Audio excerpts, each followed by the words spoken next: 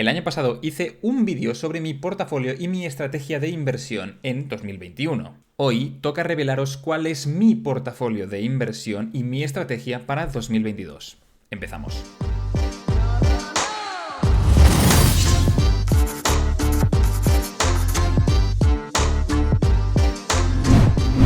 Lo primero, y como siempre, por favor, no os toméis estos vídeos como un consejo de inversión. Ninguno de mis vídeos lo es. Mi objetivo es mostraros mis inversiones y mi experiencia a lo largo de todo este camino hacia la libertad financiera, pero sobre todo para que aprendáis de mis aciertos y sobre todo de mis errores. Yo era el primero que pensaba que Bitcoin en 2021 llegaría a los $100.000 y mirad.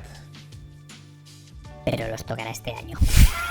En serio, haced siempre vuestro propio análisis y construid vuestro propio criterio, por favor. Pero antes de hablar de una estrategia de inversión hay que entender el contexto macroeconómico global en el que estamos. ¿Y cuál es ese contexto? Pues inflación. Se prevén periodos de inflación significativas alrededor del mundo, ya sea en Estados Unidos, en Europa, etc. Eso significa que si tú tienes dinero ahorrado, es decir, si tienes ahorros, estos van a perder entre un 6 y un 7% anual, por ejemplo, si te encuentras en los Estados Unidos. En esos niveles de inflación estamos ahora mismo. Eso significa que si no quieres perder tal nivel de poder adquisitivo, lo que tienes que buscar son activos que permitan cubrir esos valores de inflación. Por ejemplo, si tú tienes acciones con dividendos que te están dando un 4% anual y te crees que es mucho, en realidad un 4% menos el 6 o el 7% de inflación significa que tu capital igualmente está perdiendo un 3 o un 2% de su valor. Esta situación, esta tesitura que estamos viviendo ha llevado muchísimos inversores, en los que me incluyo, a mirar activos de un riesgo mayor para buscar una rentabilidad mayor y no sufrir por esa inflación. Por eso estamos viendo un auge bestial en todo lo que son activos de un rendimiento mucho mayor, mucho más elevado, como por ejemplo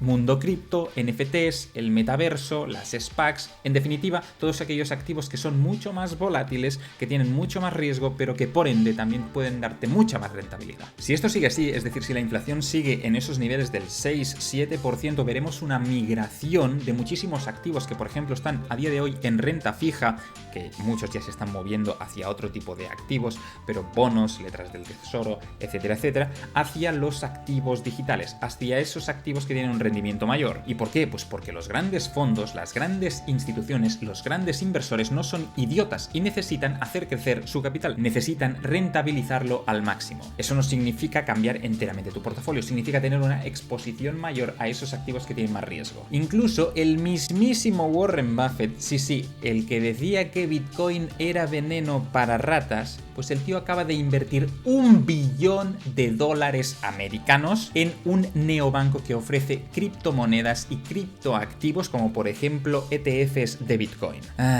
¿Dónde están todos aquellos que sacaban espuma por la boca en mis vídeos de cripto diciendo que no tenía ni idea, que Warren Buffett decía que era veneno para ratas, que su valor intrínseco era cero, que era lo peor que le había pasado a la sociedad? Toma $1 billón, a dormir a la cueva, crack. Es que no es su culpa, o sea, quien no esté en estos activos, quien no esté parcialmente invertido en este tipo de activos, pues tendrá un rendimiento inferior. Esto es un hecho. Aunque nadie sabe lo que va a pasar en el futuro, pero todos los inversores, los más sabios, digamos, del mundo, consideran una buena estrategia tener una exposición mínima en este tipo de activos digitales. Y esto irá creciendo, ya lo veréis, es inevitable. Además, en el mundo cripto este año se podría dar por fin y tras varios intentos la aprobación de un ETF para Bitcoin por parte de Grayscale, lo cual podría elevar el precio del criptoactivo considerablemente, ya que a partir de ese momento, a través de ese ETF, ya sean fondos, instituciones, planes de pensiones, etcétera, etcétera, podrían invertir en él indirectamente. Y se esperan que si ocurre con Bitcoin, probablemente el que lo siga sea Ethereum y que salgan ETFs de Ethereum oficiales en Estados Unidos. En definitiva, el mundo cripto, a pesar de la incertidumbre, se espera que crezca. Solo puede crecer. Si nos vamos a los mercados financieros tradicionales, como por ejemplo la bolsa, no sabemos qué es lo que va a ocurrir. Estamos en un momento incierto, muchísima incertidumbre. Hemos tenido caídas fuertes en las tecnológicas y se espera una corrección, pero nadie sabe si llegará o no llegará, si el SP500 hará un 20% este año o hará un 5%. Yo creo que podemos Haciendo un escenario optimista, podríamos decir que el SP500 puede hacer un 7% anual. Vamos a imaginar esto. ¿Por qué un 7% anual? Pues porque en vista de las subidas de los tipos de interés que tiene planeada la Reserva Federal, que tiene planeada como mínimo 3 en 2022, que van a ser cada una del 0,25%, sabemos que siempre que ocurren estas subidas de los tipos de interés, la bolsa cae. ¿Por qué? Pues porque pasa a ser más atractivo el mercado de los bonos, etcétera, etcétera, con lo cual hay una migración del capital hacia ese punto. Por eso normalmente pues los valores de las acciones en general y de la renta variable suele bajar un poco. Así que como afecta negativamente, pero no sabemos cuánto negativo va a ser el tema, vamos a hacer un escenario del 7% para el SP500, que me parece optimista. Pues si el SP500 está en un 7% y tenemos la inflación en un 7%, significa que aun estando invertidos en el SP500, que es un activo que siempre ha dado unos buenos resultados, sobre todo a nivel histórico, nuestro capital no estaría revalorizándose, se quedaría en cero, estaríamos en las mismas. Con eso no quiero decir que invertir en bolsa sea una mala opción, esté mal, para nada. Yo seguiré invirtiendo en bolsa como lo hago a través de los fondos indexados, donde estoy parcialmente invertido en el SP500, porque mi visión es largoplacista y yo sé que lo que pueda ocurrir en un periodo de tiempo de 1, 2, 3, 4 años no es relevante si miramos a 20, 25 o 30 años. Hay que seguir siempre siendo fieles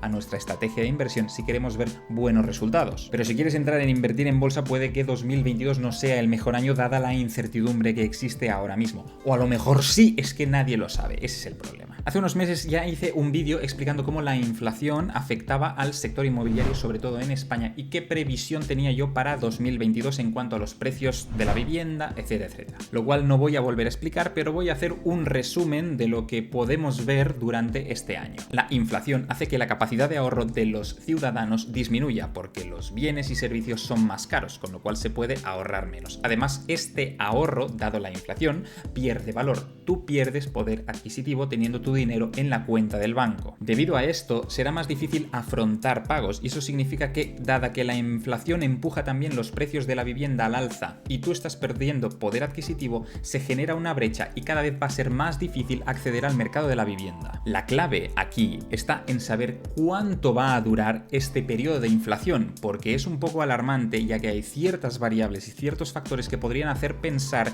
que puede ser permanente. Si se da esto sería un problema gigantesco, pero no nos adelantemos a acontecimientos. El Banco Central Europeo, de la misma forma que la Reserva Federal en Estados Unidos, pues podría plantear subir los tipos de interés, y es algo que puede llegar a pasar.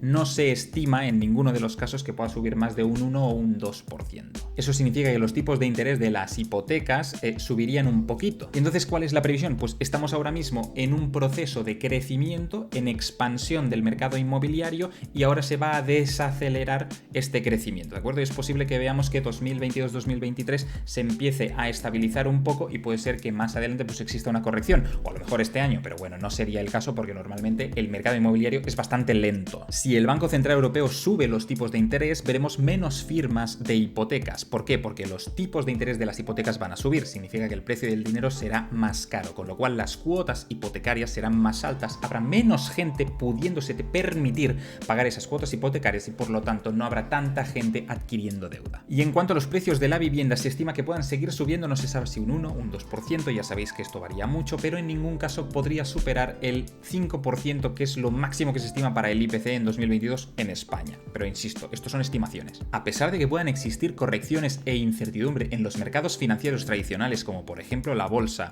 el mercado inmobiliario va con un decalaje importante con respecto a esos mercados. Eso significa que su afectación sería mucho más tardía y que la podríamos ver venir. Las hipotecas, a pesar de las subidas de interés, seguirán siendo hipotecas atractivas, porque estamos ahora mismo en tipos de interés mínimos históricos, con lo cual el precio del dinero es muy barato y aunque lo subas un 1, un 2%, pues seguirá siendo atractivo. Así que 2022 seguirá siendo, en mi opinión, un buen momento para adquirir deuda, para apalancarse, pero esto no significa que los precios de la vivienda a los que estés comprando sean baratos. A lo mejor estás comprando muy caro, pero la deuda es barata. Vale, Uli, sabiendo todo esto, ahora ¿qué vas a hacer tú? Pues lo primero que voy a hacer es pedirte, por favor, que si te gusta este contenido le des al like, que es algo totalmente gratuito, que no te cuesta absolutamente nada y que a mí no sabes cuánto me ayuda. Mil gracias. Pues este es mi portafolio de inversión, es decir, hacia dónde va cada euro que yo invierto.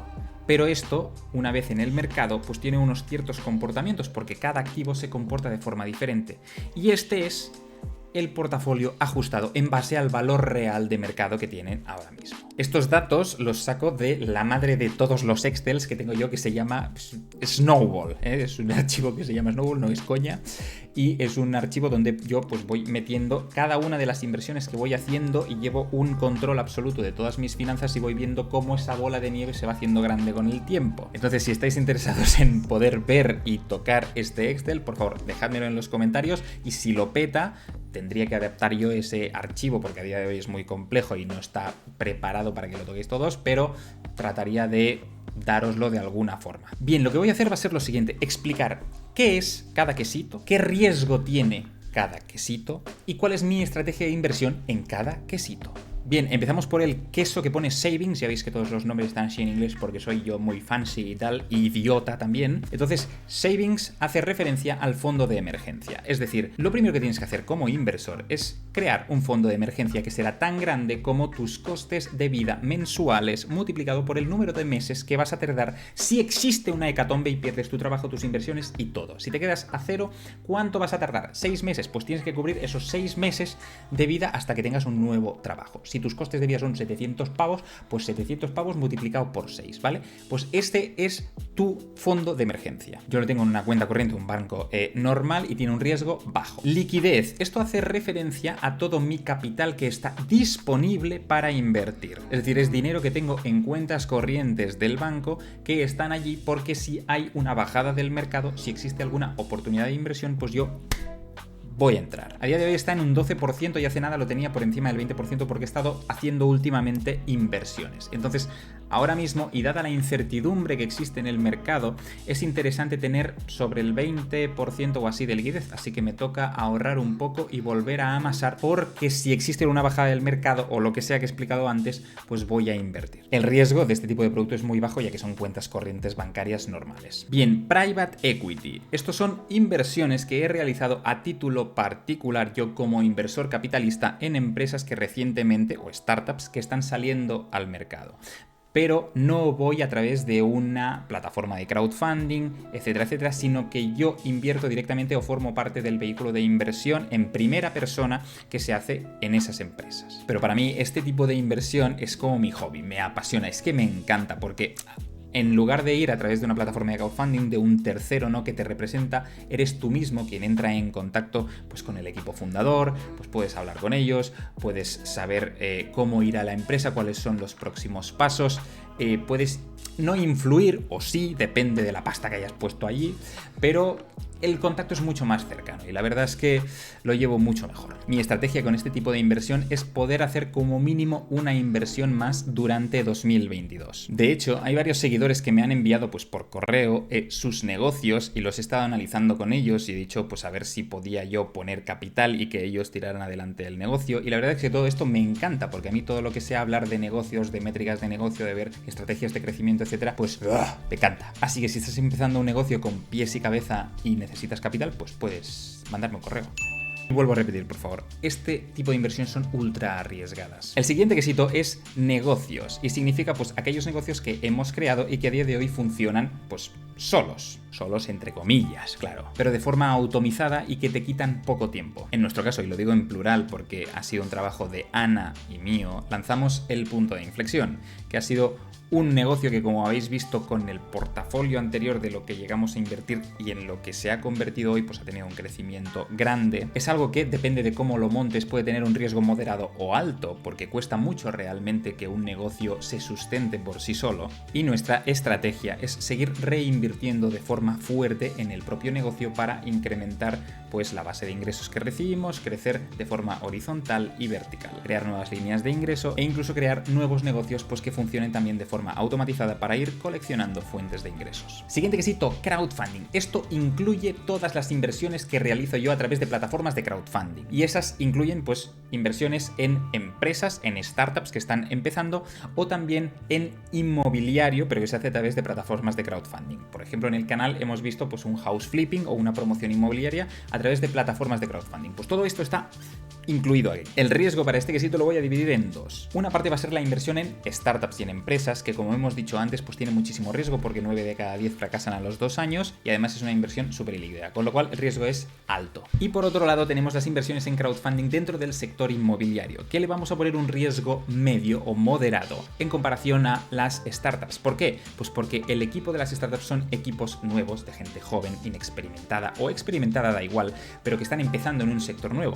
En cambio, en esta parte de aquí estamos hablando de un equipo profesional que lleva muchísimos años pues haciendo sus inversiones y siempre pueden salir mal, pero tiene menos riesgo porque está más controlado. Mi estrategia en crowdfunding es muy random, es decir, yo voy mirando de vez en cuando tengo bastante liquidez, pues las plataformas de inversión estas de crowdfunding, y si veo algo que puede ser interesante, pues dejo ahí una parte de mi capital. Y el siguiente quesito es real estate, inmuebles. Hemos visto en el quesito anterior que en el crowdfunding también hacíamos algún tipo de inversión en inmobiliario, pero esto lo dejo fuera, ¿vale? Aquí me refiero únicamente a esas inversiones que haces a título personal. Cuando tú compras pues un inmueble a tu nombre como persona física o persona jurídica, da igual, pero que lo haces tú. Pues por ejemplo, en mi caso, pues he comprado un inmueble y lo he puesto a alquilar. El riesgo de este tipo de inversión voy a poner que es un riesgo moderado. ¿Por qué? Pues porque tú controlas absolutamente toda la operación, entonces puedes limitar todos los riesgos. Nunca va a ser un riesgo bajo, porque además estamos en un momento incierto del mercado y puede pasar cualquier cosa,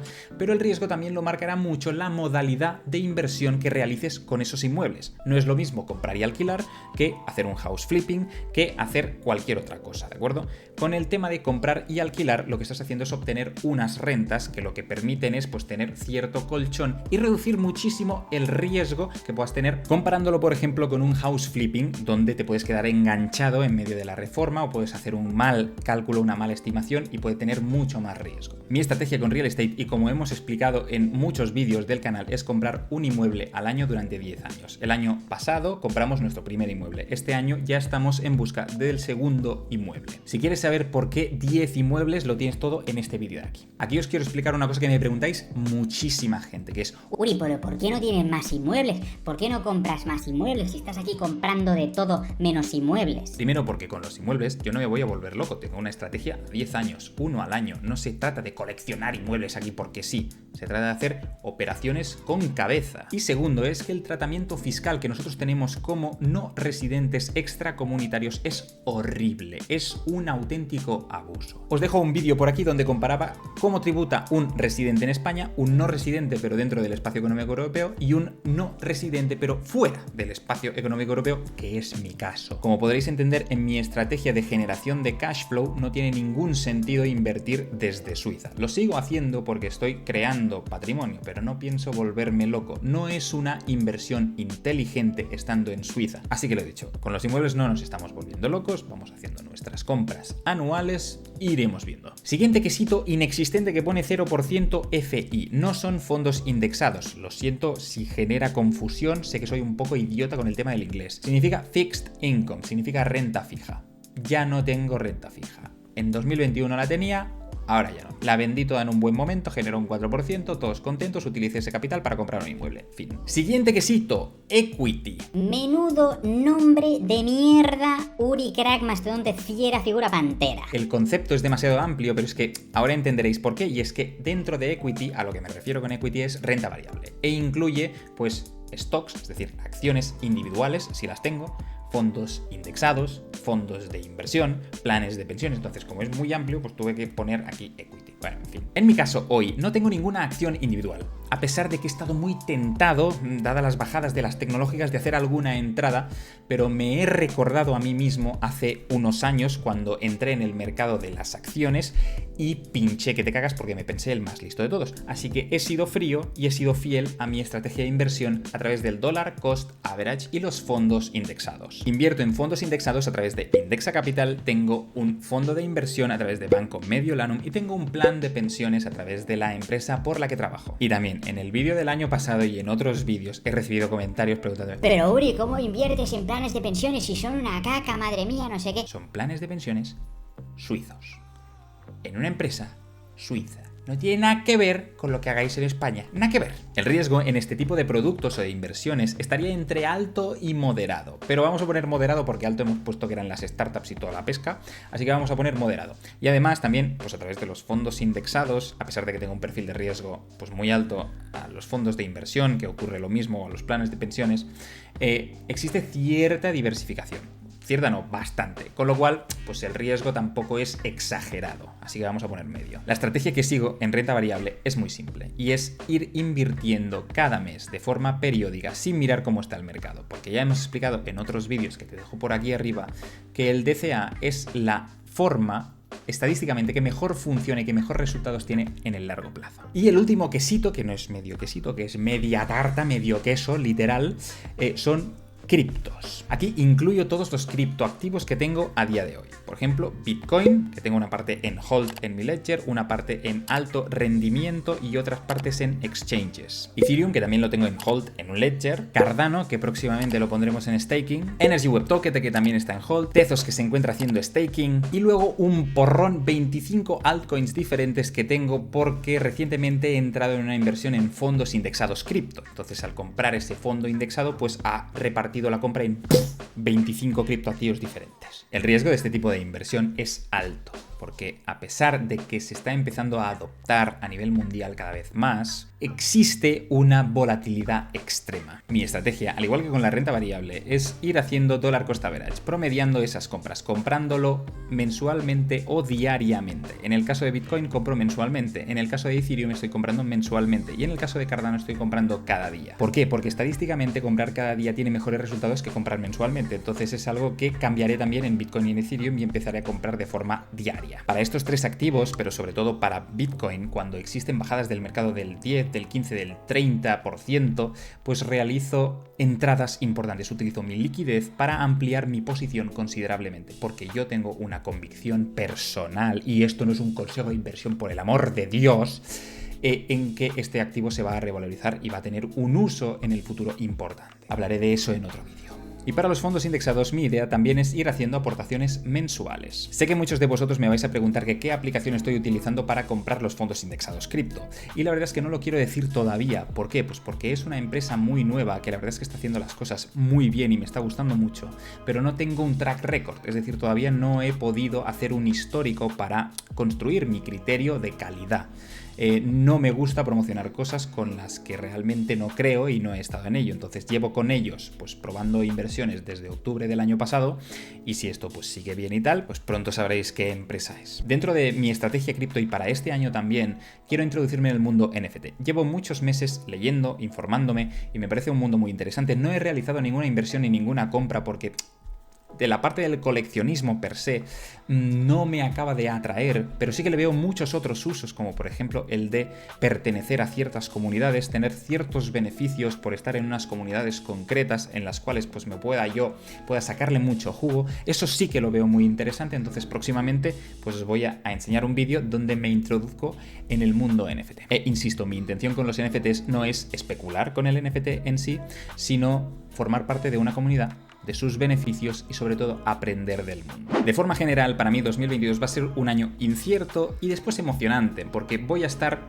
y pretendo estar un tiempo mirando, estudiando cómo se desarrollan todos estos factores macroeconómicos para que exista un pelín más de certidumbre, y cuando tenemos más certidumbre entonces hacer una inversión o explorar cuáles son aquellos sectores que pueden tener oportunidades de inversión interesantes antes de que existan resoluciones que hagan levantar el mercado de golpe. Ojo, que a lo mejor resulta que vemos que estos desarrollos solo van a peor y entonces pues nos tendremos que quedar todos un poco a la expectativa. Esto ya lo veremos. Y recuerda, el activo más importante eres tú mismo, así que invierte en ti primero. Muchas gracias por seguirme un día más y nos vemos en el próximo vídeo. Chao.